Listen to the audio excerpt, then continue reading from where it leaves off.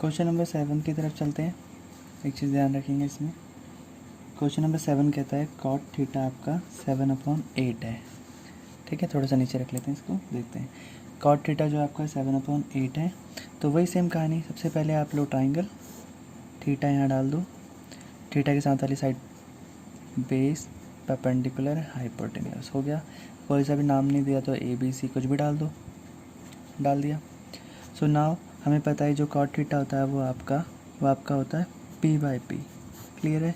So now according to question B/P, तो base आपका 7 centimetre है, हाइपोटेन्यूस आपका 8 सेंटीमीटर है। अब पाइथागोरस थ्योरम से सबसे पहले हम निकाल लेंगे हाइपोटेन्यूस। सो H आपको नहीं पता, 7 का स्क्वायर प्लस 8 का स्क्वायर इजिकल टू 49 प्लस 64।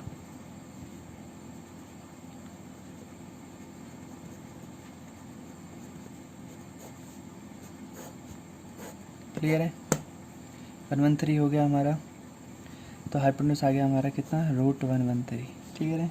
अब हमसे इसने पूछा कि बताओ, मैं यहाँ क्वेश्चन लिखता 1 + sin थीटा। कभी भी क्वेश्चन लिखने से पहले उसकी जितनी भी सारी चीज़ें सारी निकाल लो पहले, ताकि कोई डाउट ही ना रहे।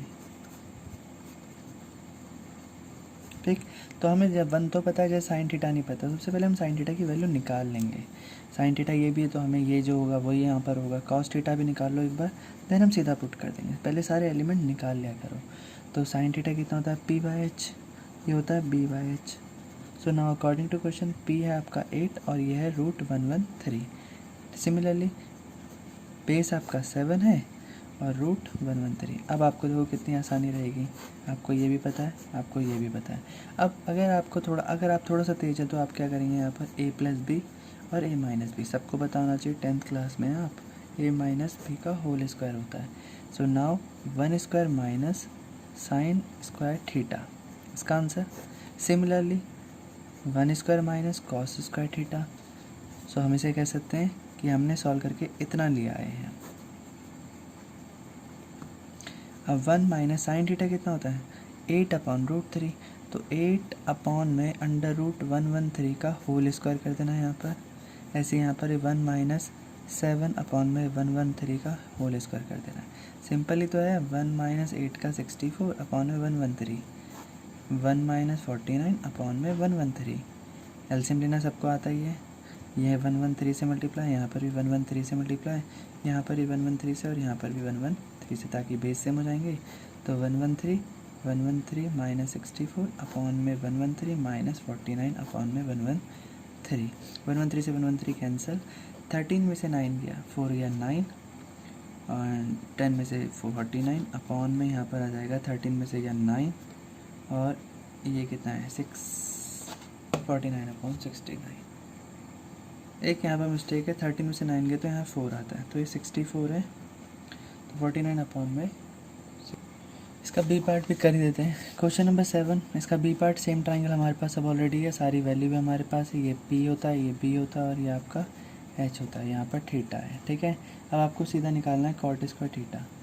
तो ऑब्वियस सी बात है, कॉट थीटा आपको ऑलरेडी गिवन है, उसका स्क्वायर कर दो ना। तो 7/8 का स्क्वायर कर दो, कितना रहेगा 49/64। सो क्वेश्चन नंबर 8 पे आते हैं। 3 cot theta is equal to 4। Sorry, थोड़ा सा क्वेश्चन ऐसे लिखा था, 3 cot A is equal to 4। Clear है। सो अब हमें करना है कि सबसे पहले हमें देखना है cot A कितना होता है, 4/3। सो नाउ यानी कि आपका P और ये आपका B। सबसे पहले एक ट्राइंगल बनाएंगे, राइट एंगल। आप देखेंगे थीटा यहाँ पर बेस में आना चाहिए, तो यहाँ A B and C, तो इसके अकॉर्डिंग PA BA और HA। तो P कितना रहेगा, यानी कि ये 4 सेंटीमीटर, ये 3 सेंटीमीटर। अब सबसे पहले H निकाल लो।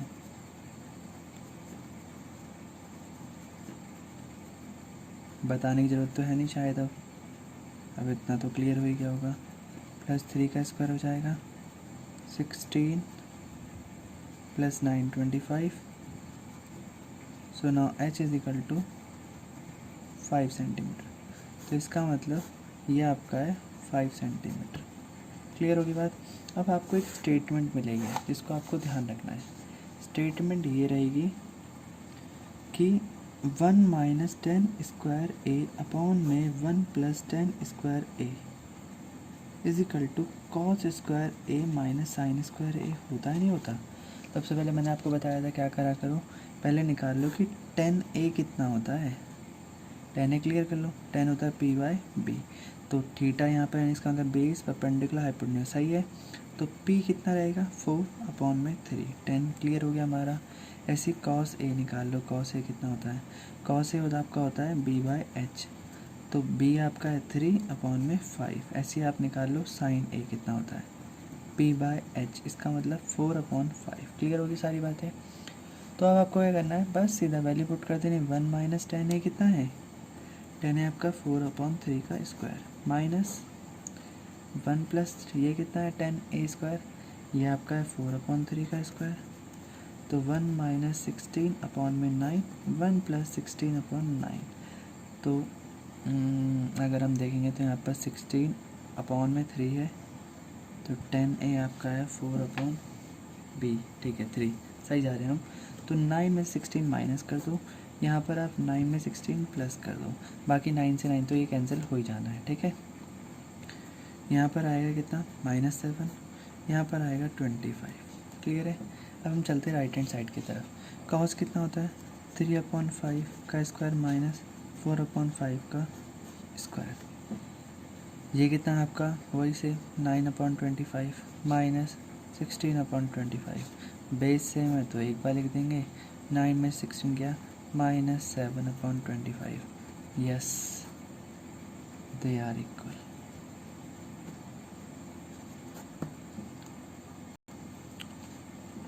Question number 9। क्वेश्चन नंबर 9 क्या कहता है, ध्यान से सुनते हैं। In triangle A B C right angle at ये। तो हमने एक right angle triangle A B C बना दिया। बोला राइट एंगल कहाँ पर है, ध्यान से देखेंगे तो हमें पता लगेगा बी पर है। तो हम ए बी सी कुछ भी मान लेंगे। बोलता है if 10a is equal to 1 upon √3 है। सो ए पे थीटा है, गड़बड़ी ये हो गई है, थीटा हमेशा बेस पे होता है। तो हम थोड़ा सा करेक्शन कर लेते हैं, ए इसको मान लेते हैं और सी, वरना हमें कॉपी घुमानी पड़ेगी समझाने के लिए, जो कि ठीक नहीं रहेगा। तो थीटा हमारा ये हो गया। तो थीटा ये, इसका मतलब टेन थीटा आपका जो होता है वो p अपॉन बी होता है। तो इसका मतलब p जो होगा वो आपका ये हो जाएगा, और जो b है वो आपका ये हो जाएगा, और h आपका ये हो जाएगा। तो इसका मतलब आपका 1 सेंटीमीटर, और बेस है आपका √3 सेंटीमीटर, ये वाली साइड है बेस। सबसे पहले हम h निकाल लेंगे। h नहीं पता है, p कितना 1, और ये है √3 का स्क्वायर। तो 1 का स्क्वायर 1, √3 का स्क्वायर 3, 4। तो h square is equal to under root, तो h is equal to 2 centimetre. Clear है। हालांकि सेंटीमीटर मत लगाना, ये तो सिर्फ एक यूनिट है जिसकी कोई यूनिट शो नहीं करेगी, ठीक है। सो अब हम करेंगे क्वेश्चन में, हमारा क्वेश्चन है कुछ इस तरह का। चलो मैं यहाँ पर स्टेटमेंट लिख देता हूँ कि मुझे क्या फाइंड करना है। Sine A into cos C plus cos A into sine C, ठीक है क्लियर। नेक्स्ट आपकी स्टेटमेंट, ये तो ए पार्ट है, नेक्स्ट आपका बी पार्ट है, जिसको भी हम इसी में लिख लेते हैं। क्या है ना, मज़ा आता है, फिर सारे एलिमेंट एक साथ निकालो, फिर सारा काम एक साथ कर लो, इससे कभी गलती नहीं होती है, ठीक है। तो हम क्या करेंगे, सबसे पहले साइन ए निकालेंगे, कॉस सी निकालेंगे, कॉस ए निकालेंगे, एंड साइन सी निकालेंगे। तो पहले फर्स्ट के सारे पार्ट निकाल लेते हैं, घुमाना तो पड़ेगा इस बार भी। p by H and p by H. हमें एक बात ध्यान रखनी चाहिए, जहाँ थीटा है वो बेस होगा, जो थीटा है जहाँ पर एंगल है ये बेस बनेंगे, इसलिए मैंने गोले लगा रखे हैं। तो चलें अब क्वेश्चन की तरफ, देखो ध्यान से सुना। इस कंडीशन के लिए ए आपका बेस है, तो इसका मतलब ये जो बने हुए हैं एकदम ठीक है, क्योंकि ये बेस है, हमारा एंगल एक बेस में आ रखा है ज़मीन में, इसके साथ वाला चीज़ बेस मानी जाती है, तो परपेंडिकुलर या हाइपोटेन्यूज। तो अकॉर्डिंग टू क्वेश्चन परपेंडिकुलर आपका 1 सेंटीमीटर रहेगा और हाइपोटेन्यूज रहेगा आपका 2 सेंटीमीटर, ये 2 सेंटीमीटर है। तो हो गया। सिमिलरली ए वाले एक बार निकाल लो, ये अगला भी ए है, अगले ए में क्या कहता है बी, तो बी आपका है √3 अपॉन में 2। क्लियर होगी बात, सिंपल। नेक्स्ट मैं तो कहूँगा इसको भी सीमा भी निकाल ही लो एक साथ ही, बार बार कौन घुमाएगा चीज़ें, और ये फिर इतना ठीक भी नहीं है ना। सारे एंगल ए निकाल लो, तो एंगल ए कितना है कॉस ए, तो कॉस ए आपका होता है √3/2, और साइन ए कितना होता है, साइन ए आपको पता है 1/2। सारी वैल्यू फिक्स हो गई। अब हम आते हैं अगली तरफ। अगले में क्या है, सारे एंगल सी बनेंगे, तो सी के टाइम पे क्या होगा, अब थीटा यहाँ हो जाएगा। क्लियर होगी बात, थोड़ा सा जूम करके दिखा देता हूँ। अब थीटा यहाँ हो जाएगा, तो कुछ अगर इसको ऐसे घुमा के देखेंगे तो कुछ थीटा ऐसा हो जाएगा। अब मैं इसी में ओवर राइटिंग कर रहा हूँ, ध्यान से देखना। ये आपका हो जाएगा बेस, ये आपका बेस हो गया, और ये आपका हो जाएगा परपेंडिकुलर। क्या हो जाएगा, परपेंडिकुलर। तो अब आपका बेस 1 सेंटीमीटर और परपेंडिकुलर √3 सेंटीमीटर। क्लियर होगी बात। तो अब हम लिख देंगे यहाँ पर, तो आपका बेस कितना है, ये बेस आपका 1 सेंटीमीटर और हाइपोटेन्यूज 2, परपेंडिकुलर √3/2। तो सिमिलर सेम वैल्यू यहाँ भी पुट कर दो, cos 1/2। ठीक है, समझ में आ गया कैसे करा है। ठीक है, अब हम यहाँ पर स्टेटमेंट में डाल देते हैं। तो साइन ए कितना है, साइन ए आपका है, यहाँ से देख लीजिए 1/2 इंटू 1/2 प्लस √3/2 इंटू √3/2। 1 1 जा 1, 2 2 जा 4, 3 √3 इंटू √3 3, 2 2 जा 4, 1 प्लस 3/4, 4/4 कट के आंसर आ जाएगा 1। नेक्स्ट पे आते हैं हम, कॉस ए कितना आ जाएगा, ये रहा √3/2 मल्टीप्लाई बाय 1/2 माइनस 1/2 इंटू में √3/2। √3 बन जाए √3, 2 2 जा 4, √3 बन जाए √3, 2 2 जा 4, सेम डिजिट माइनस हो गई, आंसर आपका आ जाएगा 0। तो दोनों हमारे सॉल्व हो गए। मोस्ट इम्पॉर्टेंट क्वेश्चन, इम्पॉर्टेंट है ये, ध्यान से सुनना। PQRS एक ट्राइंगल है, PQR एक ट्राइंगल है, इस पर राइट एंगल है Q पर।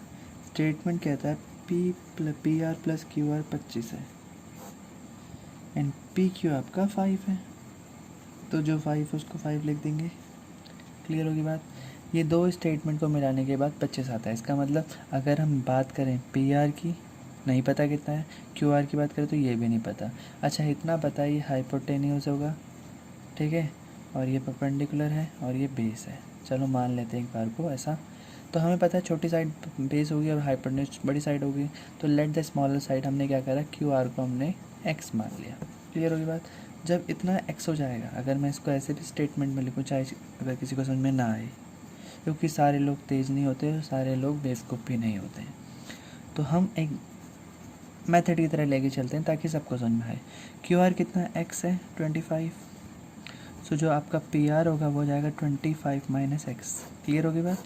अब हमारे पास ये भी है, ये X था ही, और ये आपका हो जाएगा 25 माइनस X। हो गया। हमें लेना पाइथागोरस थ्योरम ही है, h² = p² प्लस b² ले लिया। ठीक, h² कितना है 25 माइनस X, सबकी जगह पे वैल्यू फिट कर दो। अच्छा ये बनता है a माइनस बी का होल स्क्वायर, इसके नीचे लिख देता हूँ a² plus b² plus minus 2ab। दिख रहा है, 5 का स्क्वायर 25 और ये x²। अब देखो a² यानी कि a आपका है ये और b आपका है ये, तो a की जगह पे 25 का स्क्वायर मतलब 25 का स्क्वायर। चलो मैंने कहा था मेथड की तरह लेके चलेंगे, x² प्लस 2 इंटू में 25 इंटू में x is equal to 25 plus x² हो गया।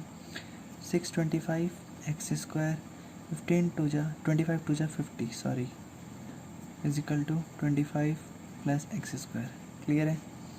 चलते हैं दोबारा, x² माइनस 50x प्लस 625 एक अरेंज फॉर्म में।